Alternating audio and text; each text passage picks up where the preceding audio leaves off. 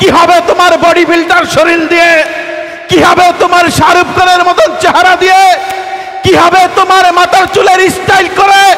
আমার নবীর উম্মত যদি ওই ফিলিস্তিনের ময়দানে একের পর এক মার খায়, একের পর এক বোমার আঘাতে যদি ধ্বংস হয়ে যায়, আর তুমি চুল উড়াবা উড়ন্ত বাতাসে পৃথিবীর উপরে, তোমার কি লজ্জা করে না? আরে আমার নবী তো উম্মতের মায়ে এখনো সাজদায় পড়ে কান্দে, তোমার কি লজ্জা করে না? সেই ফিলিস্তিনি মুসলমানদের পক্ষ হয়ে লড়ার জন্য আসো। বাংলাদেশে আমরা নেতার মতো নেতা পেয়েছি, সেই শাহীকে চরমনায় ইনশাআল্লাহ আশা করি শাহীক আপনি হুঙ্কার দেন, আপনি বলেন যে ফিলিস্তিনি আমরা যুদ্ধ করতে যাব ইনশাআল্লাহ। ইনশাআল্লাহ তৈয়ার হও মুসলমান, তৈয়ার হও। কালেমার পতাকা নিয়ে, তরোয়ারে নিয়ে সেই ইসরায়েলকে আমরা একের পর এক মানচিত্র থেকে মুছে দেব।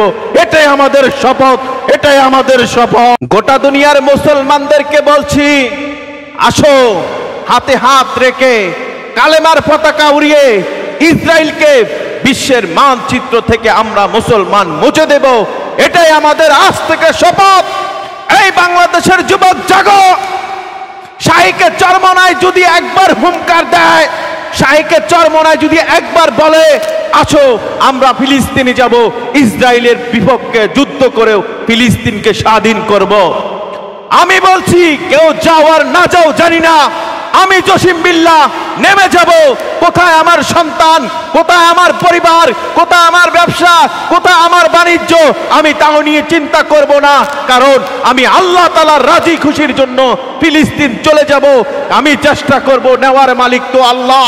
এই যুবক তুমি জাগো, বিশ্বের মুসলমান একত্রিত হও, ইসরায়েলকে ধ্বংস করে দাও। প্রয়োজনে আমরা হয়তো শহীদ হব, দুঃখ নেই, কিন্তু বিশ্বের মানচিত্র থেকে ইসরায়েলকে আমরা চিরতরে মুছে দেব। এটাই আমাদের আজ থেকে তামান্না। এই গোটা দুনিয়ার মুসলমান বসে থাকার সময় নেই। একদিকে আমার ভাইকে শহীদ করতেছে, রক্তাক্ত করতেছে, তাদের গর্দান আলাদা করে দিচ্ছে ইসরায়েল, তাদের বোমার আঘাতে হাত বিচ্ছিন্ন হয়ে যাচ্ছে, শরীরগুলো টুকরো টুকরো হয়ে যাচ্ছে, কোনো ঐতিহ্য খুঁজে পাওয়া যায় না। এটা কি মানুষ ছিল কিনা? এত বড় কাফের বেমান ফেরাউন নমরুদ পৃথিবীতে শাসন করেছে, কিন্তু এত বড় জালিমের শাসন করে নাই।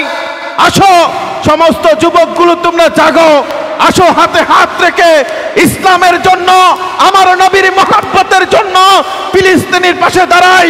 ফিলিস্তিনির পক্ষ হয়ে ইসরায়েলের বিরুদ্ধে আমরা যুদ্ধ ঘোষণা করলাম। আমার নবীকে যদি ভালোবেসে থাকো, আমার নবীকে যদি মহব্বত করে থাকো, আমার নবী যুদ্ধ করেছেন, রক্ত দিয়েছেন, শহীদ হয়েছেন হাজার হাজার মুসলমান নয়, লক্ষ লক্ষ মুসলমান। সেই বদরের যুদ্ধ 313 জন সাহাবী নিয়ে আমার নবী যদি লক্ষ লক্ষ কাফেরের বিরুদ্ধে যুদ্ধ করে দেশকে শহীদ করে কালেমার পতাকা উড়াতে পারে, ইনশাআল্লাহ আমরা মুসলিম, আমরাও পারবো, কারণ আমরা মুহাম্মদ সাল্লাল্লাহু আলাইহি সাল্লামের উম্মত। আমাদের শরীরে আছে আমরের রক্ত, আমাদের শরীরে আছে মুহাম্মদ সাল্লাল্লাহু আলাইহি সাল্লামের রক্ত, কারণ আমরা মুসলমান, কখনো কাফেরকে ভয় করি না। জাগো যুবক, তুমি জাগো, হাতে হাত রেখে কালেমার পতাকা উড়িয়ে যদি শাহীকে চরমনায় একবার বলে আমরা ফিলিস্তিনের পক্ষে যুদ্ধ ঘোষণা করলাম, কে কে যাবে বাংলাদেশ থেকে? আসো শপথ করি, আমি যাব। তুমি যাবে কিনা জানি না, আমি যাব, কারণ মুসলমানদের রক্ত আমার আর দেখতে ভালো লাগে না। ওই ইসরায়েলকে ধ্বংস না করা পর্যন্ত আমার শান্তি লাগবে না।